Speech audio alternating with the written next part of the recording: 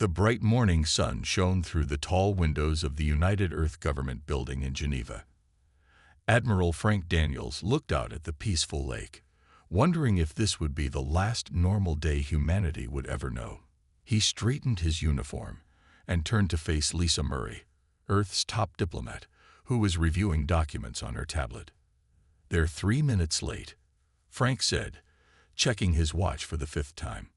Lisa nodded, her expression calm despite the tension in the room. Interstellar communication isn't always precise. "They'll be here." As if summoned by her words, the large screen on the wall flickered to life. Both humans stood straighter as the image cleared to show 3 alien beings. The one in the center had blue-gray skin, 6 eyes arranged in a circle, and wore an ornate gold collar. This was High Counselor Zextoral of the Vesperian Empire, the appointed representative of the Galactic Council. "Greetings, humans of Earth," Zextoral said, his voice translated through the computer system. "The Galactic Council acknowledges your species' development and recent expansion into your solar system." Frank and Lisa exchanged quick glances. This was humanity's first official contact with the Council, though rumors of alien observation had circulated for decades. "We are honored by your communication," Lisa said, using the diplomatic phrases that had been carefully prepared. "Earth looks forward to peaceful relations with the galactic community." The alien's 6 eyes blinked in sequence, a gesture that human xenologists believed showed amusement or possibly dismissal. "Yes, well, that is why we are contacting you," Zextoral continued. "Your species has reached the threshold where the Council must formally acknowledge your existence. This comes with certain obligations." Frank felt a chill run down his spine. "What kind of obligations?"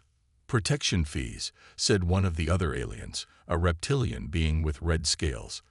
"All developing species must pay tribute to the Council in exchange for our protection and permission to continue expansion." Lisa kept her diplomatic smile, though her knuckles turned white as she gripped her tablet. "I'm sorry, but I don't understand. Protection from what exactly?" "From us, of course," Zextoral said simply. "The galaxy is a dangerous place for young species. Many civilizations would see your resources as ripe for taking. The Council prevents this by managing development." Frank stepped forward. "So you're demanding payment to not attack us yourselves?" "Admiral Daniels," Lisa warned quietly. Zextoral's translator made a sound like laughter. "You humans are direct." "Yes, essentially. This is standard procedure for all developing worlds. Non-negotiable, I'm afraid." The 3rd alien, a floating jellyfish-like creature, moved forward. "We will require 20% of your rare earth elements, 10% of your water reserves, rights to 50 of your most advanced technology patents, and a selection of cultural artifacts we find interesting." "That would cripple our economy," Frank said, unable to hide his anger. "Perhaps initially," Zextoral agreed, "but it ensures your place in the galactic order. You have 30 days to prepare your first payment. We will send coordinates for delivery." The screen went dark before either human could respond. Lisa sank into a chair, the diplomatic mask falling away to reveal shock. "They can't be serious." Frank looked back at the peaceful lake outside. "I think they are. We need to contact the president immediately." Within hours, the news spread across Earth. Some people panicked. Others demanded immediate military preparation. The United Nations called an emergency session. In a secure underground facility, President Joseph Bell watched the recording of the alien message for the 3rd time. His face was grim as he turned to his advisors. "Options?" he asked simply. General Samantha Carter stepped forward. "We fight against a galactic federation with technology centuries beyond ours," asked Dr. Alan Wright, the chief economist. "We'd be obliterated." "And if we pay?" the president asked. "Economic depression within a year," Dr. Wright replied. "And they'll just demand more next time." The president looked at each face in the room. "Then we need a 3rd option. Something they won't expect." He pressed a button on his desk. "Get me Dr. Nathan Collins." Now, outside, the sun set on the first day of humanity's greatest challenge. No one knew that beneath the Antarctic ice, something ancient was waiting to be found. The New York Emergency Summit began at dawn. Leaders from every nation filled the large United Nations Hall, their faces showing worry and fear. President Joseph Bell stood at the center podium, his gray hair seeming whiter under the bright lights. "We have 28 days left to respond to the Galactic Council," he said. His voice was steady despite his lack of sleep. "I've called you all here to decide humanity's future." The room buzzed with nervous talk. On the main screen, images of the alien council members looked down at them, a reminder of the threat hanging over Earth. General Samantha Carter was the first to speak. She wore her full military uniform with medals across her chest. "Mr. President, we must prepare our defenses. Even if we can't win, we should show them humanity won't bow down easily." "With what weapons?" asked the Chinese president. "Their ships could destroy our cities from orbit. We have nothing that can reach them."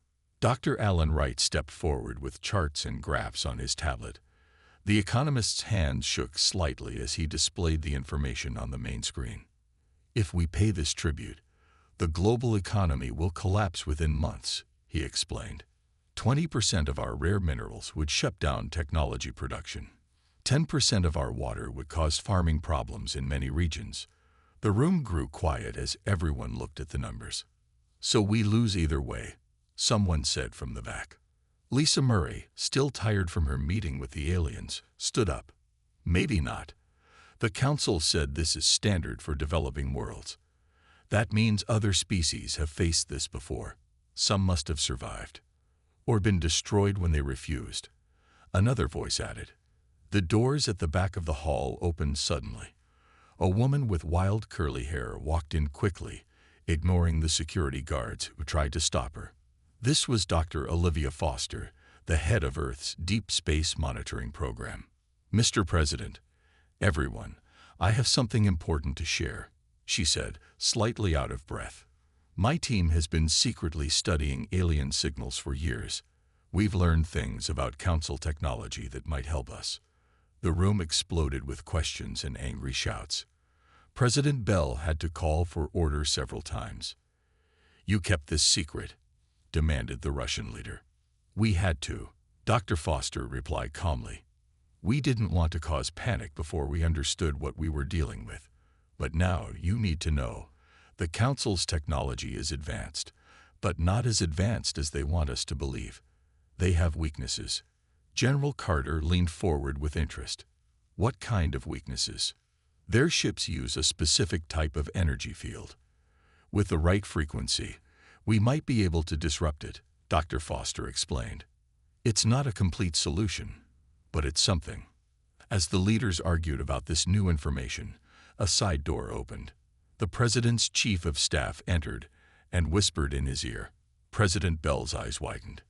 "Ladies and gentlemen, please continue this discussion. I need to step out for a moment," he said. In a small room nearby, President Bell met with a thin man wearing a wrinkled lab coat. The man had uncombed hair and seemed distracted, his eyes darting around the room. "Dr. Nathan Collins," the president said. "My staff says you have urgent information." "More than information, Mr. President. A solution." Dr. Collins opened his laptop. "But you won't believe me without proof." "Try me," President Bell said. Dr. Collins turned the screen to show strange symbols and energy readings. "I've discovered something impossible. A signal buried in the Antarctic ice. It's artificial, and it's been there for at least 50,000 years. The president frowned. "What are you saying?" "I'm saying Earth has been visited before, long ago, and whoever came left something behind." Dr. Collins looked directly at the president. "Something powerful enough to stand against the Galactic Council." In the main hall, the arguments continued.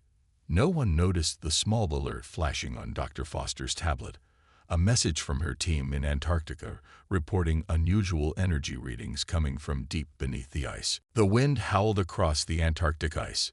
Snow whipped against the faces of Commander John Phillips and his team as they made their way toward the strange signal. Dr. Diane Rogers, the team's geologist, checked her equipment again. "The reading is getting stronger," she shouted over the wind. "Whatever it is, it's big, and it's about 200 feet below us." Commander Phillips nodded, his face half hidden behind his mask. "Let's set up the drilling equipment. We have orders to reach it within 48 hours. Back in New York, Dr. Nathan Collins and his research partner, Dr. Grace Martinez, stood before a room of world leaders. On the large screen behind them, ancient symbols and charts filled the display. "We first detected these signals 3 years ago," Dr. Martinez explained. She was a small woman with intense eyes and a calm voice. "They were coming from deep underground, all around the world, but strongest in Antarctica." President Bell leaned forward. "And you believe these signals are alien in origin?" "Not just alien," Dr. Collins said, his eyes bright with excitement. "They're from a species we call the precursors. They visited Earth long before humans became civilized, and they left something behind." Dr. Martinez clicked to the next image, showing strange writing. "We've partly translated their language. They were running from something, possibly the early version of the Galactic Council. They hid technology on various planets, including Earth." General Carter frowned. "Why would they do that?" "Insurance," Dr. Collins replied. "In case they lost their war. They wanted to give future species a fighting chance against whatever was chasing them." In Antarctica, the drilling team broke through to a large open space beneath the ice. Commander Phillips stared in wonder as his lights revealed a vast metal structure stretching out before them. "Base camp, this is Phillips. You're not going to believe what we found." Dr. Rogers stepped forward, her scanner beeping rapidly. "This metal, it's not on our periodic table, and there's power running through it after all this time." The team moved carefully into the structure. The walls were covered with the same symbols Dr. Collins had shown the world leaders. They came to a large door that opened as they approached. "It's like it was expecting us," whispered one of the team members. Inside was a massive room filled with strange machines. In the center stood a pillar of blue light. Back in New York, the emergency meeting continued. Lisa Murray spoke with concern in her voice. "Even if this precursor technology exists, we don't know how to use it. We have less than 4 weeks before the Council expects their tribute." Dr. Collins smiled. "That's why we need to connect what Commander Phillips is finding with what we already know. The precursors left us instructions. We just need to finish translating them." Dr. Foster's tablet beeped. She read the message and stood up quickly. "Mr. President, the Antarctic team has found it. They're sending images now." The room fell silent as the first pictures appeared on the main screen. Strange technology unlike anything humans had built. Devices that seemed to glow with inner light, despite being thousands of years old. "What is all this?" asked the Japanese Prime Minister. "Our salvation," Dr. Collins replied. "Defense systems, energy generation, and most importantly, faster-than-light communication technology. The precursors built their devices to last, and to be used by whoever found them." In Antarctica, Commander Phillips watched as Dr. Rogers carefully touched one of the control panels. Symbols lit up across its surface, and a 3-dimensional map of the galaxy appeared in the air above them. "It's responding to human touch," she said in wonder, "almost like it was left specifically for us to find." A deep humming sound began to fill the chamber. More lights came on, revealing the true size of the facility. It stretched for miles under the ice. Commander Phillips touched his communication device. "Base camp, you need to tell New York. Tell them this place is waking up." In space, orbiting silently above Earth, a small Council observation probe detected the energy surge from Antarctica. It immediately sent a signal toward distant stars, alerting its masters that something unexpected was happening on the planet below. The countdown to the tribute deadline continued, but now humanity had hope. 16 days remained until the tribute deadline. In a secure underground facility near Washington, Colonel Eric Baldwin watched Dr. Rebecca Wong work with the alien technology. The room was filled with pieces brought from Antarctica, each one glowing with soft blue light. "Can you make it work?" he asked, his voice tight with worry. Dr. Wong didn't look up from the strange metal sphere floating above her workstation. Her fingers moved through the holographic controls that surrounded it. "I'm learning," she said quietly. "The precursors built these systems to be understood by less advanced species. It's like they left us a teaching program." Colonel Baldwin nodded. "How long until we can activate the defense grid?" "A few days to understand it. Then maybe a week to connect it to our existing systems." She finally looked up at him. "But once we turn it on, the Council will know immediately. We won't be able to hide anymore." "Then we need to time it perfectly," he said. On the other side of the world, Lisa Murray sat in a virtual meeting with representatives from the Galactic Council. Her smile was perfect, her voice calm, though inside she felt like screaming. "My apologies for the delay in our response," she told the six-eyed alien on her screen. "Earth's nations are still discussing how best to gather the required tribute. Our planet's resources are controlled by many different governments." High Counselor Zextoral made a gesture that might have been annoyance. "These internal matters do not concern the Council. The deadline remains unchanged."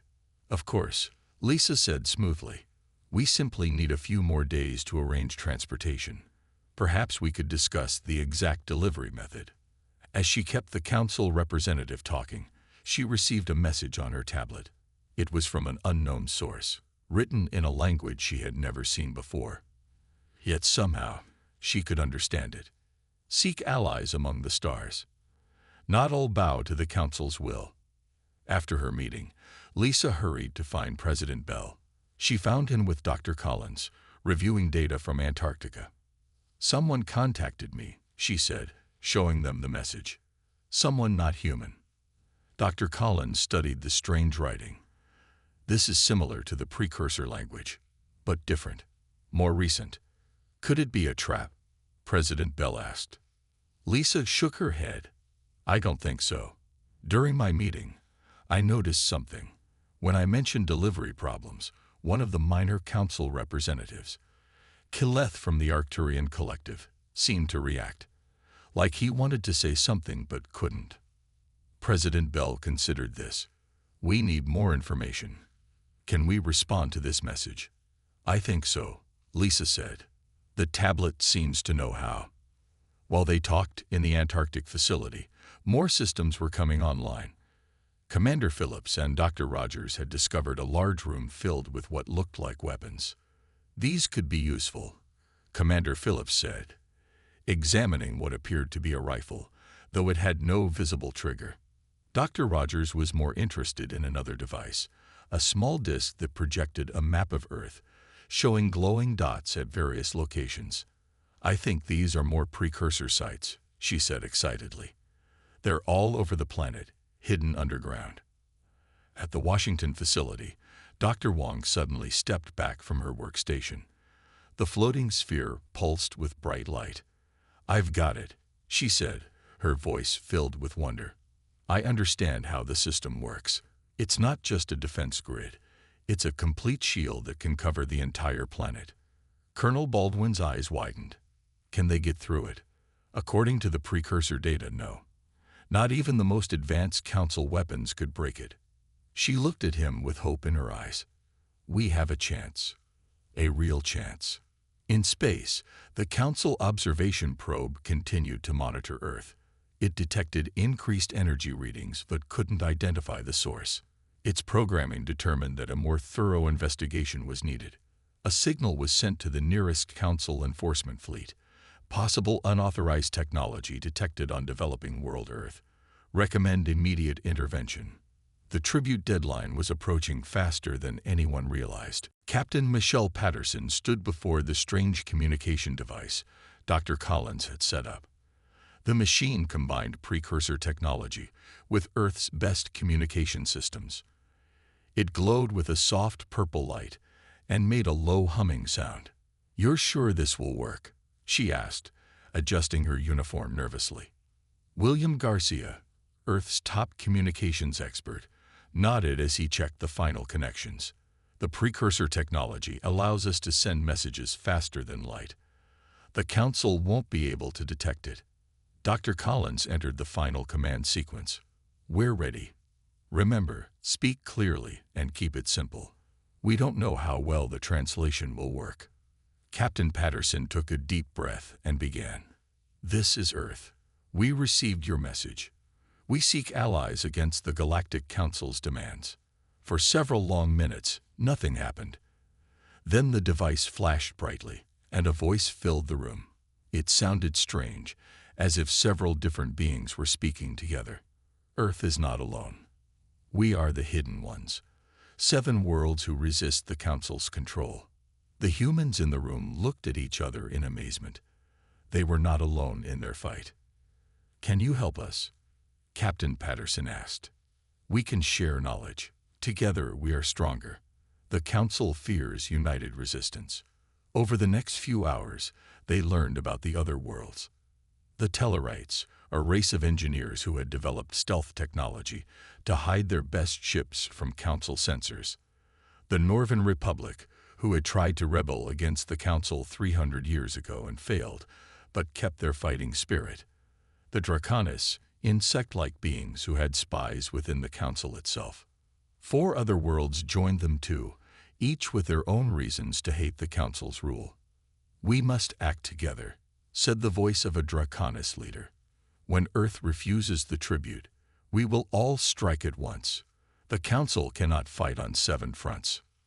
Meanwhile, in orbit around Mars, Admiral Frank Daniels supervised what looked like preparations for the tribute payment.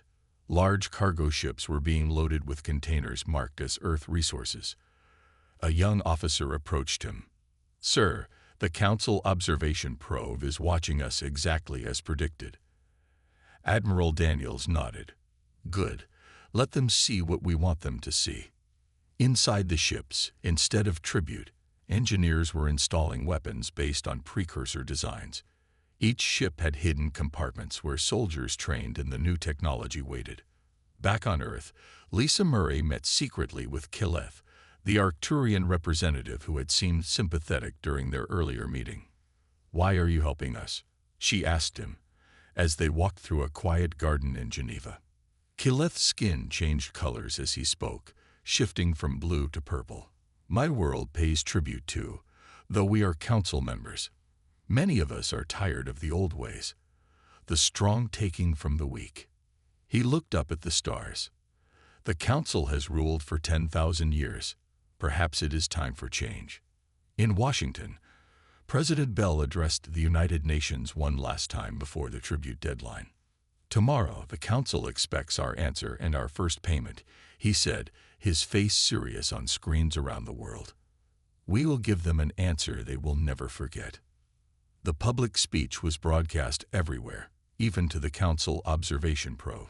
But in private meetings afterward, the President explained the real plan to world leaders. Operation Independence begins at exactly noon tomorrow, he told them. When the Council delegation arrives, our ships will already be in position. The precursor shield will activate on my signal. Dr. Wong had worked day and night to integrate the alien technology with Earth's systems. Now she watched as power flowed into the global network of precursor sites. Everything was ready. The shield is at full power, she told Colonel Baldwin. It will hold against anything the Council throws at us. As night fell around the world, people looked up at the stars with a mixture of fear and hope. Most knew nothing of the precursor technology or the alliance with other worlds. They only knew that tomorrow, humanity would either begin life as slaves to alien masters or take a stand for freedom. No one could sleep that night. The most important day in human history was about to dawn. The morning of the deadline arrived with clear skies across most of Earth. People everywhere watched their screens, waiting for news about the Council's visit. Many had packed bags and gone to shelters, fearing the worst. At the United Nations building in New York, President Bell stood by the window, watching military vehicles take position around the area. Security was at its highest level ever. Every world leader who could attend was present. Those who couldn't were connected by secure video links. "It's time, Mr. President," said Lisa Murray, entering the room. "The Council ships have entered Earth orbit. They'll be landing in 30 minutes. President Bell nodded and turned to face the room full of leaders and advisors. "Are our forces ready?" General Carter checked her tablet. "Yes, sir." Admiral Daniels reports all ships are in position near Mars. Colonel Baldwin has the ground teams ready. Dr. Wong reports the shield is fully operational. "And our allies?" Dr. Collins looked up from his communication device. "The 7 worlds are ready. They'll move the moment we give our answer to the Council." For the public watching on their screens, it appeared that Earth was preparing to hand over its tribute. Large containers were shown being loaded onto special platforms at the United Nations. News reports talked about the historic first payment to the Galactic Council. But inside those containers were only rocks and dirt. The real plan was very different. High above Earth, a massive council ship broke through the clouds. It was shaped like a giant silver disk with glowing blue lights around its edge. It moved silently, despite its enormous size, and landed on the special platform built for it in the United Nations Plaza. Crowds watched from behind barriers, their faces showing fear, anger, and curiosity. Police and military units kept them far back from the landing area. A door opened in the side of the ship. High Counselor Zex Toral emerged, followed by 20 other alien representatives. They wore ornate clothing and looked around with expressions that seemed like boredom or mild disgust. Inside the United Nations building, Dr. Wong watched her screens carefully. "The shield is ready, sir. I can activate it the moment you give the order." President Bell straightened his tie and looked at each person in the room. "This is our moment. There's no going back once we do this." No one objected. They had all agreed to the plan days ago. "Then let's go meet our visitors," the president said. The delegation walked outside to meet the council representatives. News cameras captured every moment as President Bell shook hands with High Counselor Zex Toral, using the greeting protocol Lisa Murray had prepared. "Welcome to Earth," the president said. "We are ready to discuss the tribute matter." Zex Toral's 6 eyes blinked in their circular pattern. "There is nothing to discuss. We are here to collect what is owed." The council members followed Earth's leaders into the grand meeting hall of the United Nations. There, on a large table, sat documents listing Earth's resources and how much would be given to the council. High Counselor Zex Toral barely looked at them. "Sign these," he said, placing another document on the table. "It makes Earth officially a protected world under council law." President Bell picked up the document. He pretended to read it carefully while the cameras recorded everything. This moment would be remembered forever in human history. "Before I sign," he said, "I have a question. What happens to worlds that refuse to pay tribute?" The alien's expression changed to something like surprise. "None refuse. It would be foolish." "But if they did?" Zex Toral made a dismissive gesture.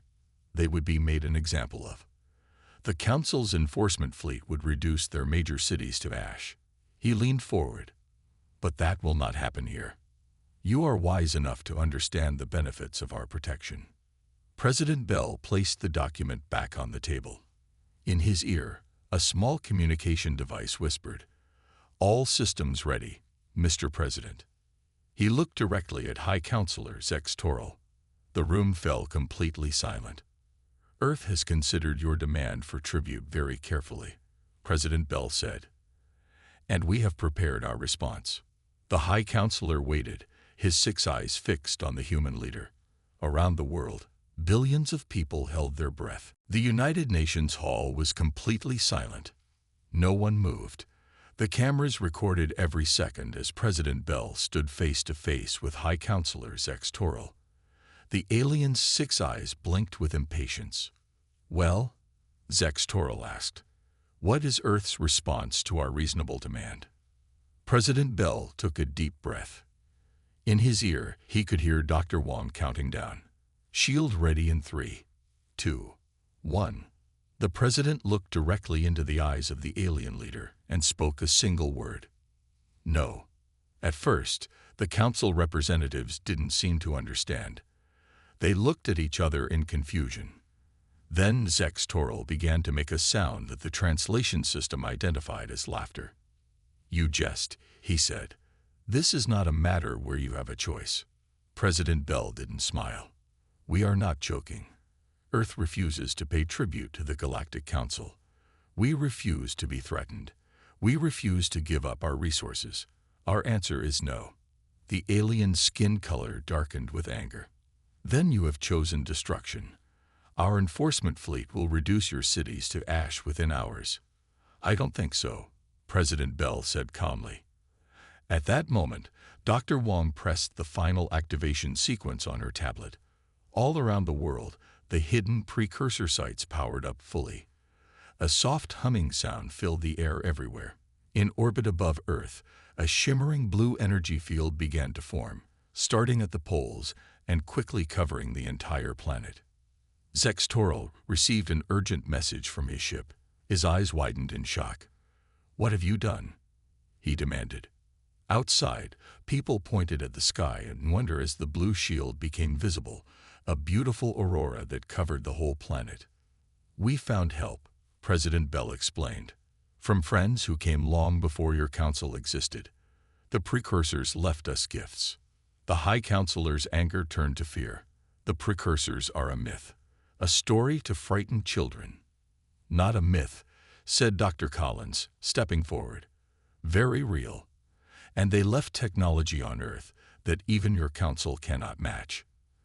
In space, the events triggered precisely timed actions across the galaxy. Captain Michelle Patterson led Earth's hidden fleet from behind Mars, revealing ships now equipped with precursor weapons. They moved to surround the Council enforcement fleet, which had just arrived at the edge of the solar system. "This is Captain Patterson of Earth Defense Force," she transmitted to the surprise Council ships. "Your weapons cannot penetrate our shield. Leave immediately or face consequences." At the same moment, on 7 other worlds across the galaxy, similar events were unfolding. The Tellarites revealed their hidden fleet. The Northern Republic activated their own defensive shields. The Draconis spies within the Council itself began to sabotage key systems. Back in the United Nations Hall, Lisa Murray stepped forward with a tablet showing these coordinated strikes. "The Council's rule through fear ends today," she told Zex Toril. 7 other worlds are rising up at this exact moment. Your forces are surrounded everywhere." The Council representatives looked at each other in panic. This had never happened before. One world defying them was unthinkable. 8 worlds working together was impossible.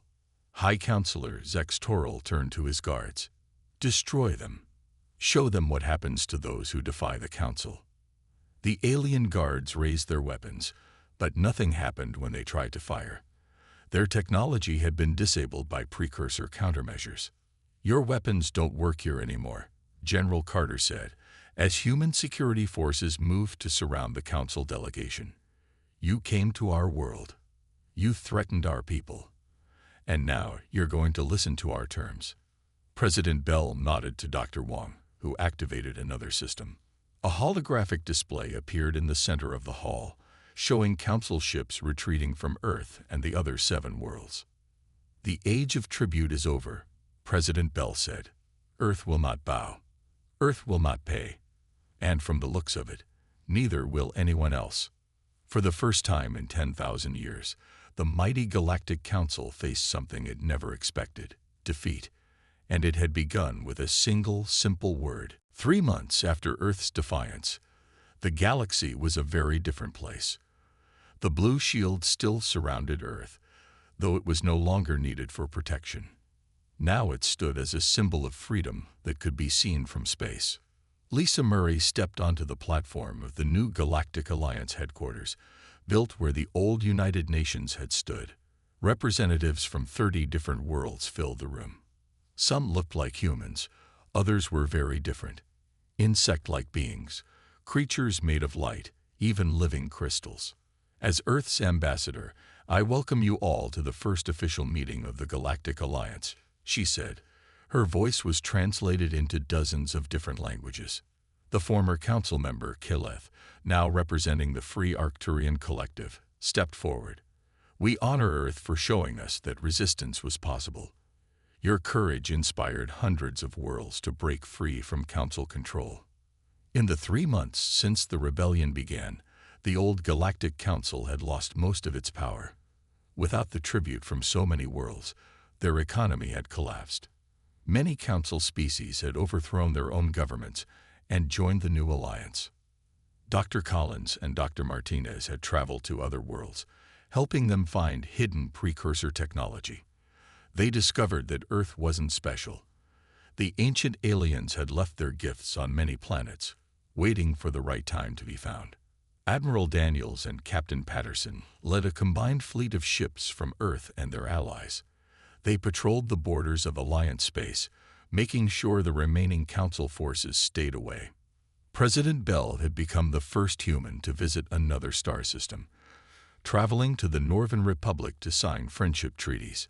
He returned with stories of amazing places and new friends across the stars. On a small hill outside the Alliance headquarters, Dr. Wong and Colonel Baldwin watched the sunset. The sky was filled with the lights of visiting alien ships. "Did you ever imagine we would be here?" Dr. Wong asked. 3 months ago, we were facing destruction." Colonel Baldwin shook his head. All because of one word. The simple courage to say no had changed everything. Worlds that had paid tribute for thousands of years found their voice and stood up against their oppressors. The rebellion had spread faster than anyone expected. Inside the headquarters, a young alien child from the Draconis hive was speaking with a human child. Both were part of a new education program. "Is it true?" the alien child asked. "Did your world really defeat the entire council with just one word?" The human child nodded proudly. "My grandfather was there. He said when President Bell said no, the council aliens couldn't believe it. They had never heard that word before." Across the galaxy, the story spread and grew. On 1,000 worlds, children learned about the refusal, the moment when one small planet changed history. Some versions claimed the shield had destroyed council ships. Others said Earth had ancient magic. All agreed on one thing: Earth's defiance had freed the galaxy. In the new Alliance library, Lisa Murray added Earth's official record of the events to the archive.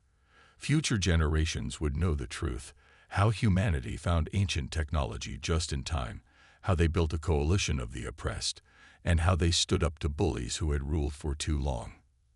As she finished, a message arrived from deep space. Another world had overthrown their council governors.